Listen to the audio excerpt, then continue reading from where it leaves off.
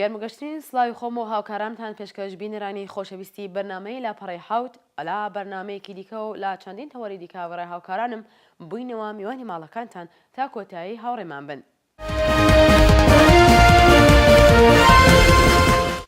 وتوێژە دوو ڕۆژەکەی وەزیرانی دەرەوەی ئێران و ئەمریکا لەگەڵ نوێنەری یەکێتی ئەوروپا لە مەسقەد لە کاتێکدایە کە تەنیا 13 ڕۆژ تا کۆتایی دەورەی 6 مانگەی ڕێکەوتنی کاتی ژنێڤما بوو. دانوستانی ناوەکی لەو 6 مانگەدا لە شاری مەسقەتی پایتەختی وڵاتی عۆمان شەوی دووشەمە ڕێکەوتی 19 خەزەڵوەر بەبێ ئاکامێکی ڕۆن و دیاریکراو کۆتایی پێهات.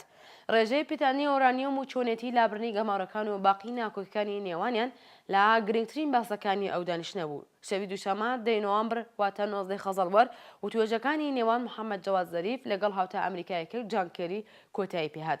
ئەو توێژانە با بەشداری کاترین ئێشتۆن نوێنەری سیاسەتی دەرێکی یەکێتی ئەوروپا لە پایتەختی عۆمان بەڕێوەچوو و توێژەکان لە ژوورە داخراوەکان بەڕێوەچوون و لا وردەکارەکانی تا ئێستا زانیاریەک بڵاو نەبووتەوە. جان کێری لە کۆتایی و توێژەکان بە هاوڵنێرانی وت زۆر بەجددیەتەوە خەریکی تاوتوێکردنی بابەتەکانین. راپۆرتێک لەم پێنجدا بین و دێمەوەلاتان.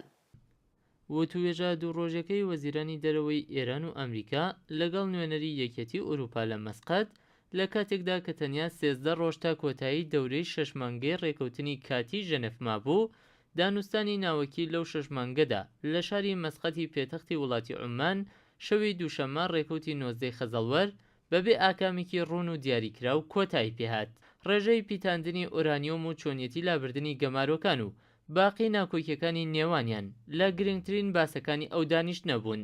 شەوی دووشەممە 10 نۆڤەمبر واتە 19 خەزەڵوەر و توێژەکانی نێوان محەممەد جەواد زەریف لەگەڵ هاوتە ئەمریکایەکەی جان کێری کۆتایی پێهات.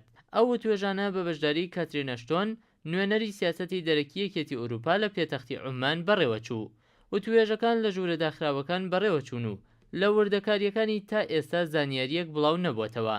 جان کێری لە کۆتایی و توێژەکان بە هەواڵنێرانی وتووە زۆر بە جددیەتەوە خەریکی تاوتوێکردنی بابەتەکانین. ڕۆژی سێشەممە نوێنەرانی وڵاتانی 15 لە دانیشتنەکەدا بە سەرپەرشتی زەریف و کاترین ئەشتۆن لە دوایین ئاڵوگۆڕەکانی و توێژەکانی نێوان وەزیرانی دەرەوەی کۆماری ئیسلامی و ئەمریکا ئاگادار دەکرێنەوە.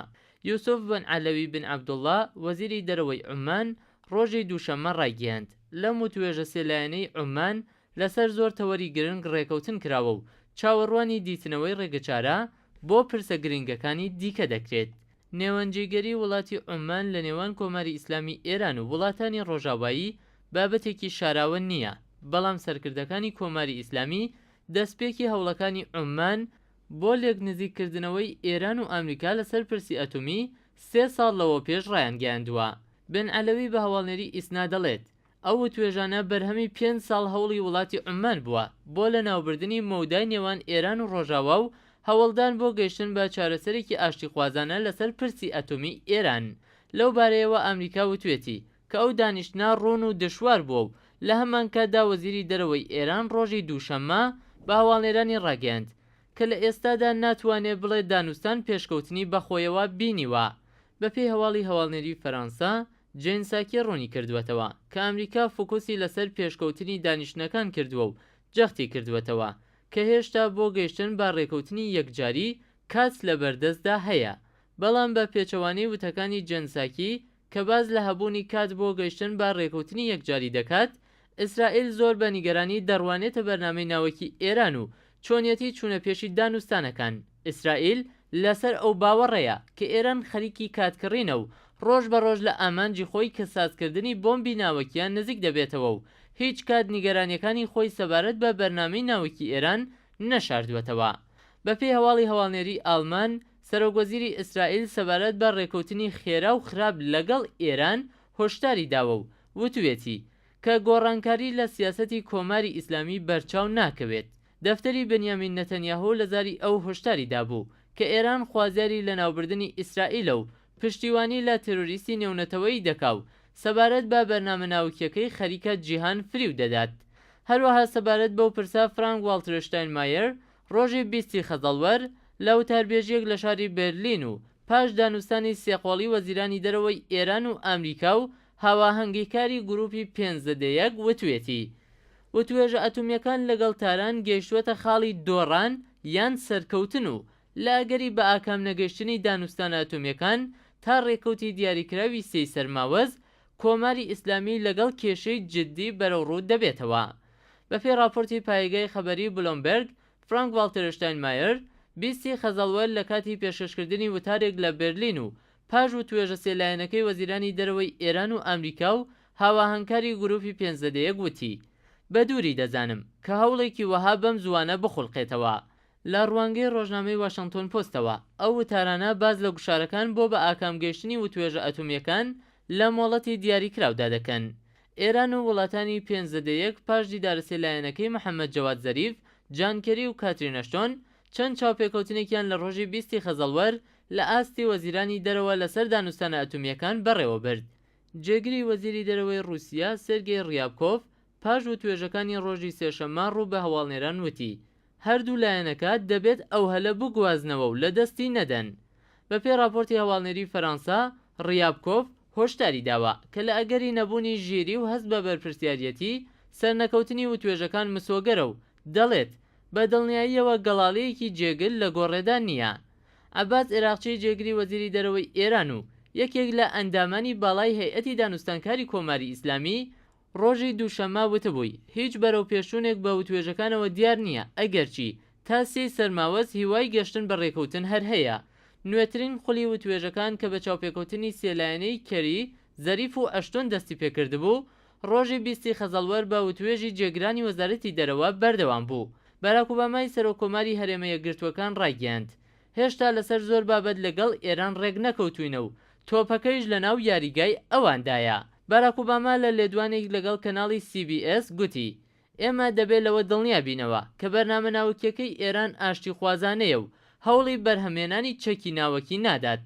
سەرۆکۆماری ئەمریکا گوتی گەمارۆکانی ئەمریکا بۆ سەر ئێران وای کرد پاڵەپەستۆیەکی زۆر بخرێتە سەر ئابووری ئەو وڵاتە و وای کرد لەلایەن ئێرانەوە ڕێز لە دانوستانەکان بگیرێت. دوای دیداری وەزیرانی دەرەوەی ئێران و ئەمریکا و کاترین ئەشتۆنی ڕێکخەری دیدارەکە لەسەر ئەو باوەڕەن لەسەر زۆر بابەت ڕێک نەکەوتون. دوای بڵاوبوونەوەی هەواڵی ناردنی نامەی ئۆباما سەرۆکۆماری ئەمریکا بۆ ڕێبەری ڕژیمی کۆماری ئیسلامی ئێران لەسەر بابەتی داعش و پێکێنانی بەرەی هاوپەیمانی بەرەنگاربوونەوە لەگەڵ گروپی تەرۆریستی داعش، سوزان ڕایسی گەورە ڕاوێژکاری سەرۆکۆماری ئەمریکایش لەو بارەیەوە گوتوێتی ئێمە بە هیچ شێوەیەک بۆ بەرەنگاربوونەوەی داعش خۆمان لەگەڵ ئێران ڕێک ناخەین و ئەوان لە بەرەی هاوپەیمانی پەراوێزخراون. بەڵە خۆشەویستان ئەم جارش و توێژە سێقۆڵەکانی عومان بەبێ دەرەنجام کۆتایی پێهاتوو. ئێستا هەردوو لایەن کەمتر لە 2 هەفتە کاتیان هەیە کە بگەنە ڕێکەوتنێکی کۆتایی و بەرفراوان. لە هەواڵەکان و لە دوانەکان وا دەردەکەوێت کە تاکو ئێستا 2 تەوەری ڕێژەی پێتاندن و ساتریفیوژەکان لەلایەک و چۆنێتی و ماوەی لابرنی گەمارۆکان هەر جێگەی ناکۆکیە و نەگەیشتۆتە سەرنجام و ڕێکەوتن. گرنگی ئەم ئەخولا لاوتوێژە ئەوەندەیە کە لایەنی ئەڵمانی لەو باوەڕەدایە ئەگەر ئەمجار نەگەنە دەرەنجامێکی ئەرێنی ئەوە چی دیکە دەرفەتێکی لەو شێوە نایەتە ئاراوە ئەگەر گەشتبین بین ڕەنگە تا 2 ساڵی دیکە هیچ جۆرە ڕێکەوتنێک بەدەست نەیەت. ڕاستیەوەی کۆماری ئیسلامی لە 2 ڕێیانی دژواردا جێگر بووە. لەلایەک بۆ خۆی دەزانێت ئەگەر نەگاتە ڕێکەوتن ئەوە گەماڕۆی دژوارتر لە ڕێدایە و لەوە زیاتر تووشی قەیران دەبێت و ڕەنگە لەگەڵ داڕمان و ڕوخانێکی دەرونی چە لە ڕووی ئابووری و چە لە ڕووی سیاسی بەڕوو بێتەوە. ئەوەش لە کاتێکدایە کە هەر ئێستاش قەیران هەموو ڕەهەندەکانی ژیانی شارەمەندانی گرتوێتەوە و بەرپرسانی ئەو نیزامە ناتوانن لە چارەسەریان بۆیە ئەگەری یەکەم ئەوەیە با وێنەی خومێنی ئەم جاریش خامنەی جامی زەهرەکە نۆش بکات. بەڵام دیسان بە هەمان شێوەی خومێنی لە ناوخۆ دەست بداتە سەرکوتێکی کەم وێنەی خەڵک تا نەهێڵێت ئاستی داخوازەکانی خەڵک بڕاتە سەر. لە هەمان کاتدا و بۆ ڕازیکردنی لایەنگرانی لە ڕێگەی پرۆپاگەندەی درۆوای نیشان بدات کە ڕێکەوتنێکی یەکلایەنە بە قازانجی خۆی ڤاژۆ کردووە. ئەگەری دووهەمیش ئەوەیە بەخواستی خامنەی و پاڵپشتی هێزە توندڕەوەکان بیان هەوێت ڕێک نەکەون و درێژە بە سیاسەتی ناوەکی ئێستاشان بدەن و لە کامدا وای نیشان بدەن کە گۆیە خامنەی ڕاستی وت کە بە دەرەنجامی وتوێژەکان گەشتبین نییە و ئەوە ڕێبەری لایەنی بەرامبەری باش ناسیوە. کاڕوونە ئەوە دەرەنجامێکی مەترسیداری بۆ سەر نظامی ئیسلامی هەیە. بە هەر شێوە کۆماری ئیسلامی کەمتر لە 2 هەفتە کاتی هەیە لە کاتێکدا کە لە ئەمریکاش کۆماری خوازەکان دەسەڵاتێکی زۆرتریان گرتوۆتە دەست و چی دیکە ئۆباما پێی ناکرێت وەکو جاران نەرمێکی جێگای سەرنج بنوێنێت لە بەرامبەر بە کۆماری ئیسلامیدا.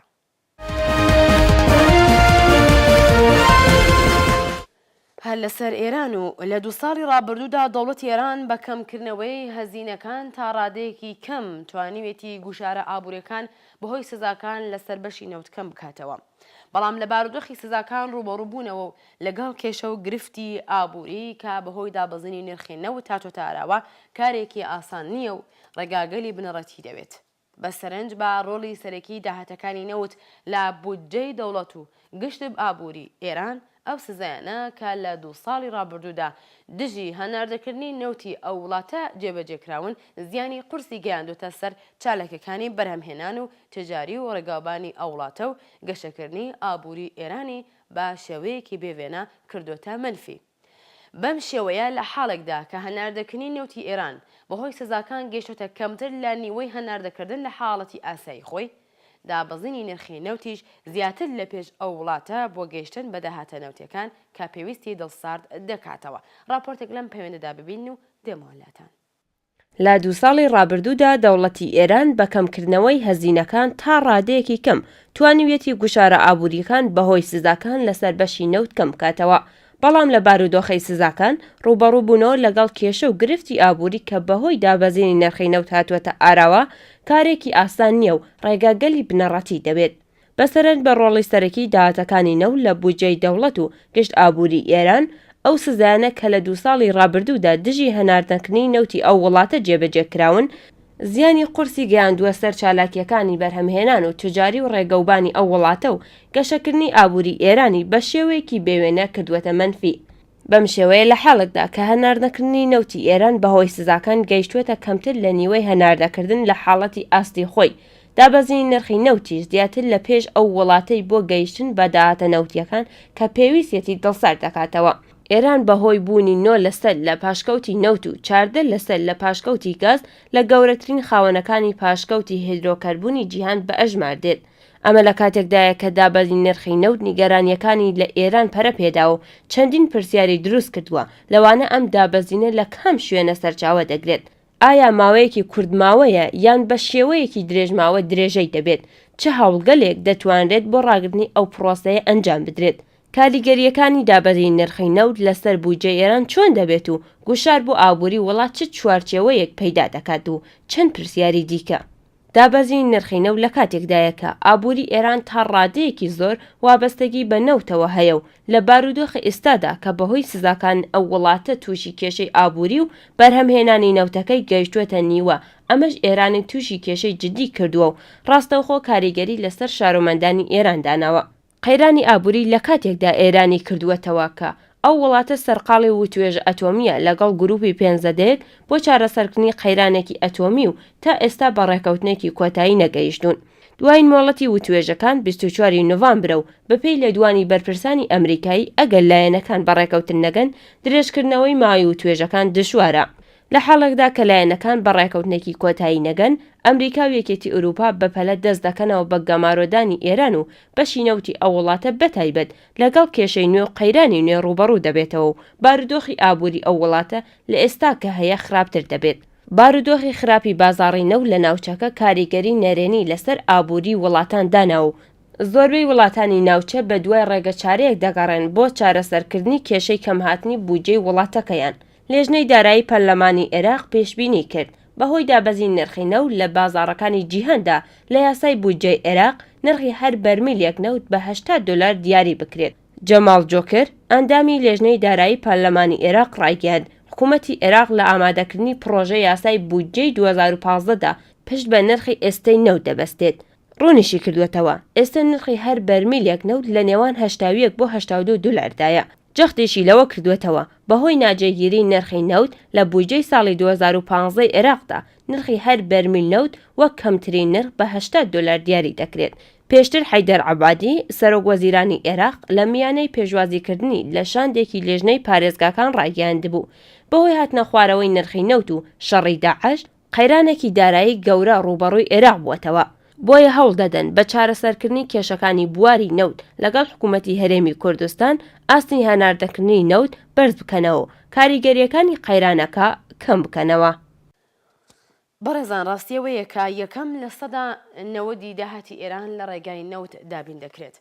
دووهەم بەهۆی گمارەکانی و هەروەها نەبوونی و بەرهێنانی پێویست لە بەشی نەوت و گاز هەناردەکردنی نەوتی ئێران لە ڕێژەی 2,500,000 بۆشکەدا بەزیوە بۆ 1 ملیۆن بۆشکە و سێهەمیش ئەوەی کە دیسان بەهۆی گەمارەکان زۆرێک لە مشتریەکانی جاران چی دیکە نەوت لە ئێران ناکردن و ئەوەش دەفرۆشێت بۆ وەرگرتنی پارەکەی تاران لەگەڵ کێشەیەکی قۆڵدەستە و یەخەیە.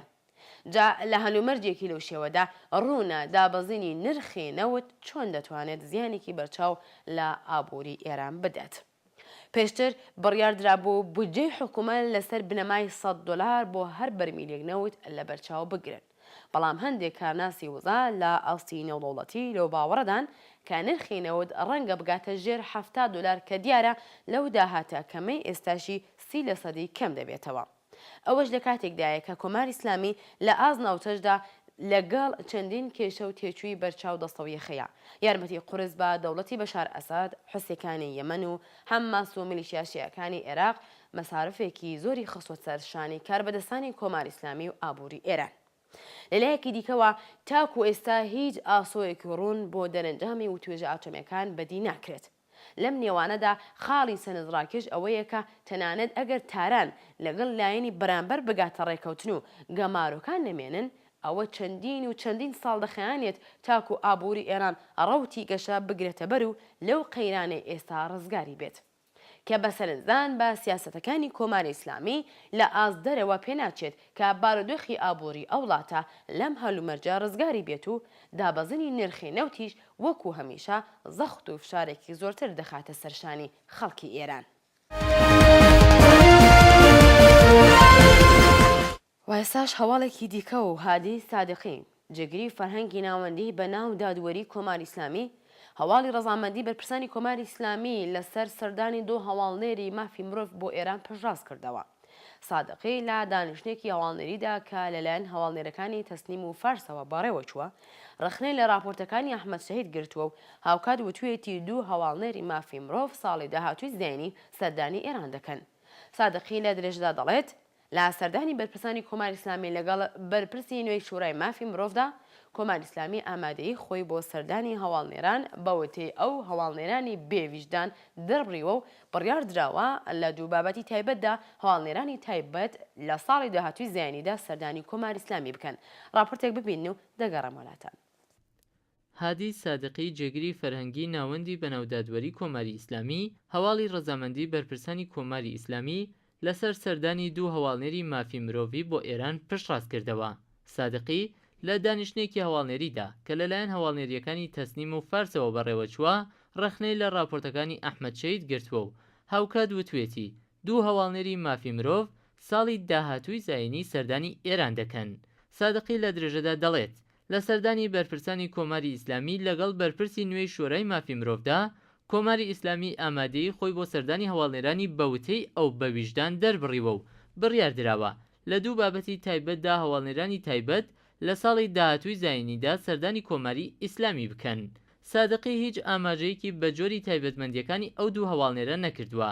ئەحمەد شەهید کە لەلایەن ڕێکخراوی نێودەوڵەتیەوە وەک هەواڵنێری تایبەتی مافی مرۆڤ بۆ کۆماری ئیسلامی هەڵبژێردراوە تا ئێستا نەیتوانیوە بۆ ئامادەکردنی راپۆرتی خۆی سەردانی ئێران بکات. بەرپرسانی کۆماری ئیسلامی هەموو جارێک ڕخنەی توندیان لە راپۆرتەکانی ئەحمەد شەهید گرتووە. سادقی جێگری فەرهەنگی ناوەندی بەناودادوەری کۆماری ئیسلامی هەروەها دەڵێت هەواڵنێری تایبەتی ئێستا واتە ئەحمەد شەهید هەواڵنێرێکی بەوتەی ئەو بەویژدان نییە و کۆی هەڵسوکەوت و قسەکانی ئەو نیشان ئەدات کە لەگەڵ کۆماری ئیسلامیدا بێلایەنانە هەڵسوکەوت ناکات.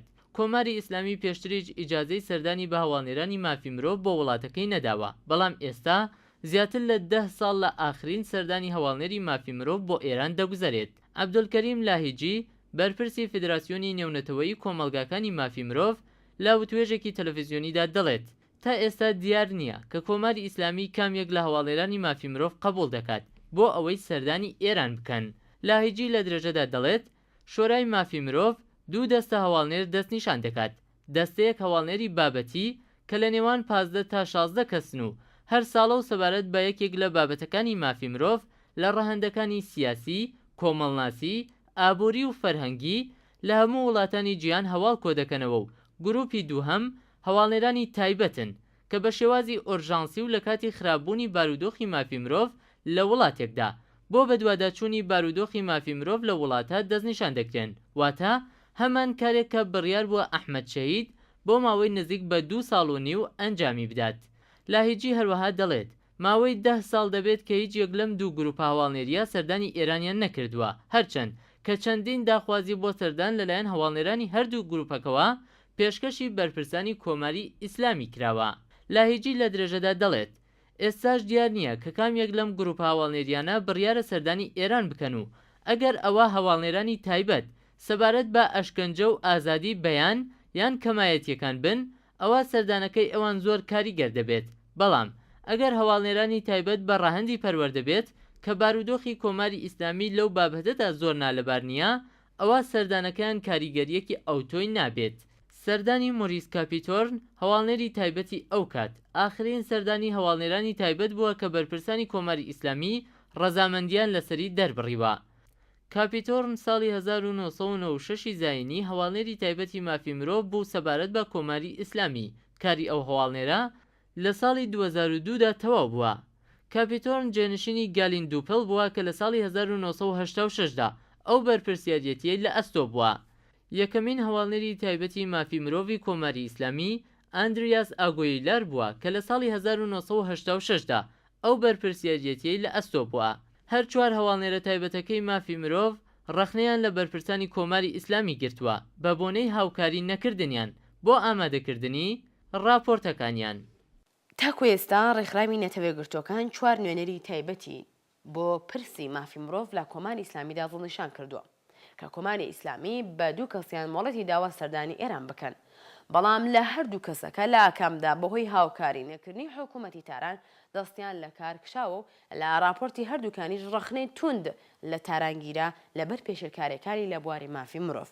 بەڵام لە 10 ساڵ لەمەوە پێش تاکو ئێستا ئێران ئیزنی بە هیچ کەسێک نەداوە سەردانی ئەو وڵاتە بکات و لە نزیکەوە بارودۆخەکە هەڵبسەنگێنێت.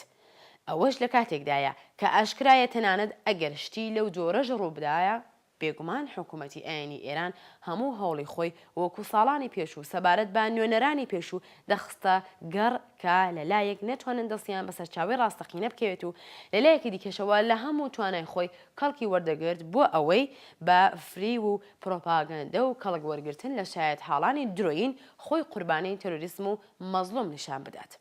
لەم نێوانەدا دژایەتی کۆماری ئیسلامی لەگەڵ ئەحمەد شەهید کە بەڕاستی دەنگی ناڕازیان و قوربانیانی سەرکوت و دوکتاتۆری حکوومەتی ئێران بووە زۆر جێگای سەرنجە تا ئەو جێگایی کە زۆر جار نوێنەرانی وڵاتانی دیکە بەتوندی لەو هەڵوێستەی تاران سەبارەت بە ئەحمەد شەهید ڕخنەیان گرتووە. ئێستا باسیەوەیە کە گۆیا ساڵی داهاتوو 2 نوێنەری پسپۆڕە لە 2 بواری تایبەت سەردانی ئێران بکەن. یەکەم ئەوەی کە ئەو هەواڵە تاکو ئێستا پەشڕاست نەکراوەتەوە، دووهەم ڕوونە نییە لە چ بوارێک سەردانی ئێران دەکەن و لێ دەکۆڵنەوە. پرسیار ئەوەیە ئەی بۆچی چەند ساڵە بۆ یەک کاژێریش مۆڵەتیان بە ئەحمەد شەهید نەدا سەردانی ئێران بکات. ڕوونە کە ئەم جارش تەنیا بۆ پرۆپاگەندە و هێورکردنەوەی بارودۆخەکەیە و هیچی تر و ئەگەر تەنانەت ئەو هەواڵەش ڕاست بێت ئەوە وەکو 2 نوێنەرەکەی دیکە تا بۆیان بکرێت ئەو دەرفەتەی پێنادەن کە سەردانی شوێن و کەسی ڕاستەقینە بکەن. ئەگەرچی چی دیکە کۆماری ئیسلامی ناتوانێت جیهان فری بدات و تەنیا لە دوایین دانیشتنی مافی مرۆڤی جیهان لە ژنێڤ 120 ڕەخنە ئاراستەی ئێران کرا لە بواری مافی مرۆڤدا.